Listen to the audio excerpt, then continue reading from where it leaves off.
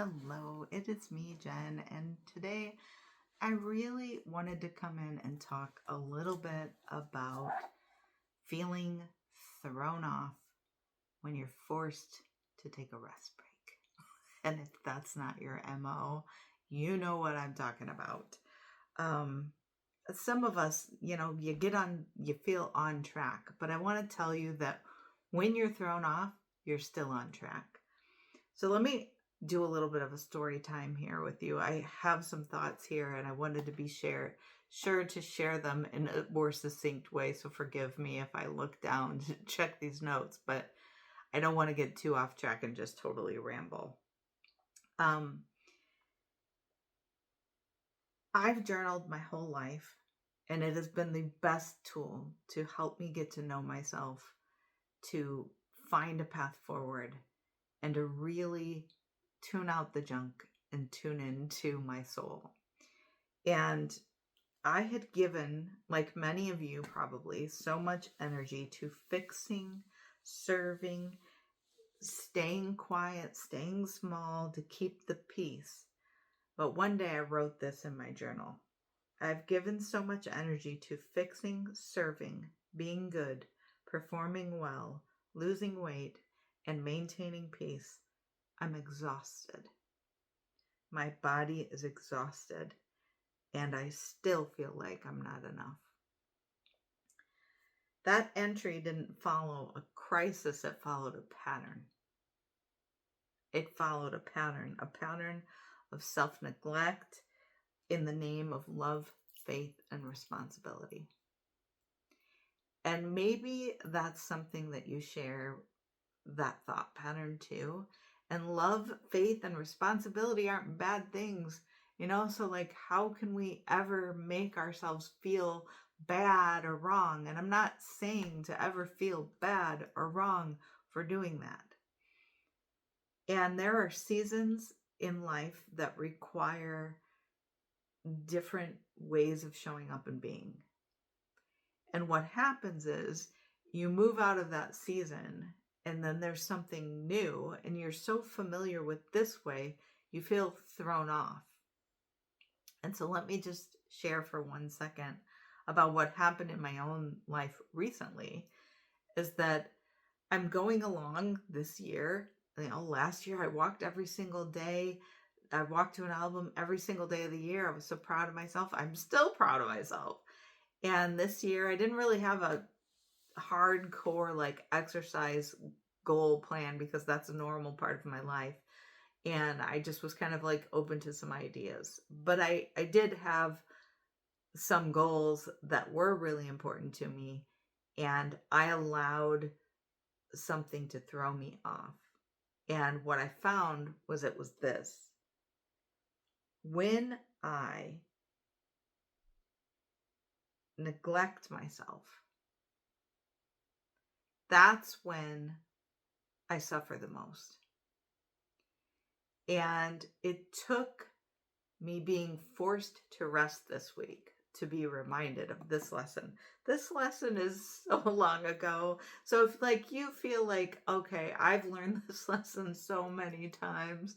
I've gone around this mountain so many times. Honey, listen, don't feel bad. Okay, because each time around is going to teach you a new layer and a new layer and a new layer and a new layer. I can't tell you how many times I've been told that I need to learn to rest. And yet here I am again at 50 something years old. I'm still learning this lesson. And sometimes they stick, you know? So this time, instead of just like being forced into rest, which I sort of was, I actively chose to rest. I actively chose to rest. And I learned so much in the process. And it was so good. Balance isn't about getting everything right. It's about presence. And it's about making peace with being human. And honoring the needs of your own soul without guilt. So when you say yes to this person because they want you to be here and you don't want to be a jerk, or you don't want to be irresponsible, or you say yes to overtime when you don't really have to, and we all know, but we've gotten so used to not listening to our inner voice, and we have gotten so used to neglecting ourselves that after a while, that part of you gets real quiet and you can't hear it anymore. And then what happens is this snapback, right? You know it if you've been very rigid with yourself with the diet, for instance, and you're like, okay, I'm going to maintain a 300 calorie deficit for the next 6 months and see if I don't lose this weight, and you're tied to the outcome and all that. And like you do it and you're so rigidly disciplined for so long and you never break from it, that when you finally break from it, you go off. You like veer off. And that's what I'm talking about. When you say you're thrown off track, a lot of times you're not thrown off track. You've actually just made yourself in such a rigid space that you haven't allowed for any kind of deviation. And I was just reminded that God rested. One day he rested. And I was like, even in my journal today, I wrote like a percentage, if I can find it. It's really wild. Yes, I still journal. I wrote today that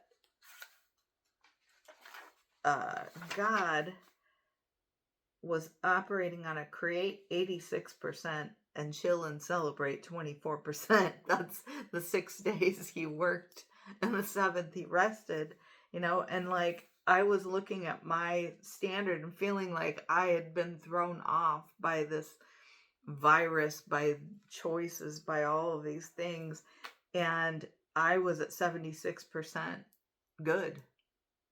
But here I was ready to give myself a fail. And God himself was creating 86% and resting 24%. And I'm like, who do I think I am that I need to just be going all the time? And I think, culturally, we just kind of get into this mode of that's what you have to do in order to be whatever thing. And,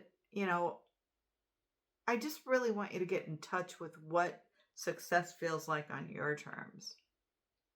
Don't get caught up in, I hear people say, I have to be making passive income. I have to be, my net worth has to be over $1 million or $2 million or however many, like you hear the things. I got to be at 20% body fat. Do you? Who said this? Do you have joy? Because ultimately those things, the money, the career, the position, is not the weight, the size, isn't really what you're after. It's how you think you'll feel when you get it. And what I'm telling you is reverse engineer that and go like this. Go, okay, I think I'll feel healthy. I'll feel healthier. We'll just do the nice version of that. Hotter, younger, more energetic, vibrant, whatever. Okay? Today when I got up, I did my mood maker magic and I wanted to feel vibrant, so I put on some red pants. That's what I did. And I packed my lunch, and it was a healthier lunch, and I chose water, and I've had to rest this week.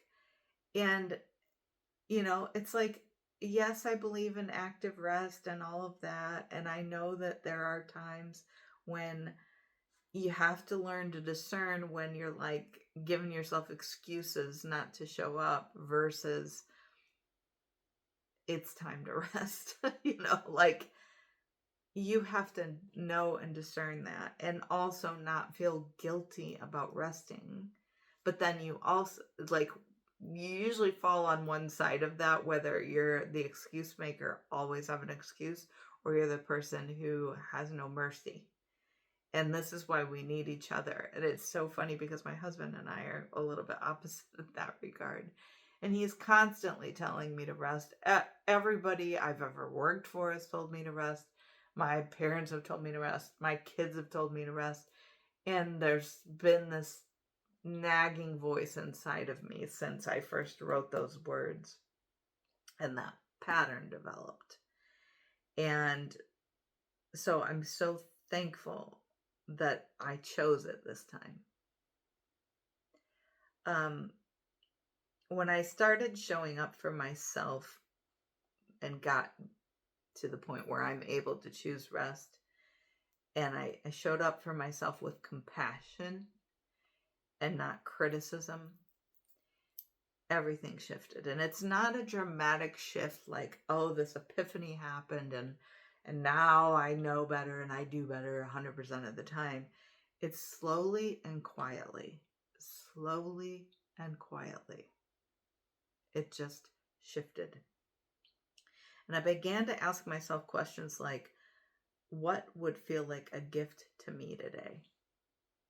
And that doesn't have to be, I'm going to the spa and spending $300 on a spa day, or I'm going to get Botox or getting a mani-pedi. It can mean I'm going to go wash my face. I'm going to go put on some perfume or massage myself with some lotion, or I'm going to draw or do a hobby I've been wanting to do, or take a walk outside or clean out a closet. I'm going to do something I've been wanting to do. Go to the library, read a book, learn something, take a Skillshare class or something. Where can I say a sacred no? Again, it's about honoring your own voice, but you have to take the time to get to know you. And if you're constantly inundating yourself with voices on the outside, you'll never get to do that. You'll always be participating in somebody else's plan and not your own. You'll be living somebody else's version of a life, trying to match their life instead of your heart and soul. And you're going to always feel off. That's what's being thrown off, is when you are abandoning yourself. And I just don't want that for anybody. It's such a trap. How do you want to feel in your body and in your spirit? How do you want to feel? And play a match game. Does what I'm eating match that? Does what I'm doing right now match that?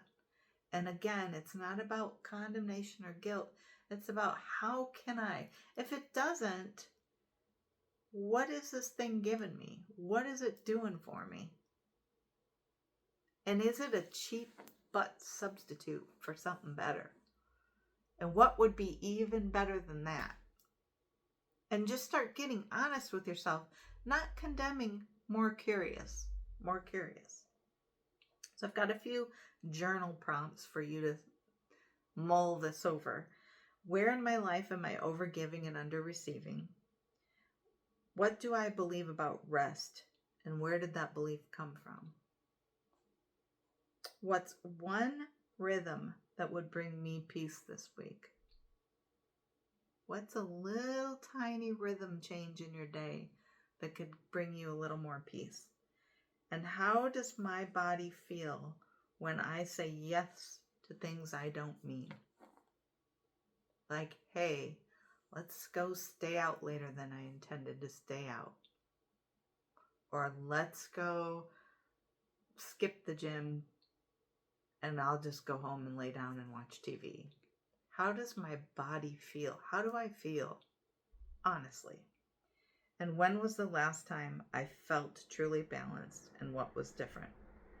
You don't have to change everything. Start with one small rhythm, one that brings you back to you. And start living a genuine life. Play the match game with yourself. Match up with you. The more you do, the better you'll feel. The more results you'll start to see.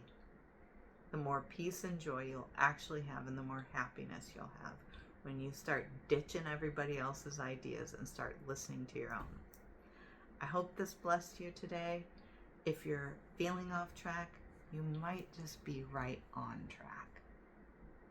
So give yourself a pat on the back, give yourself a hug, give yourself a face wash or whatever you need. But take the time to listen to you, to honor you, because you're worth it.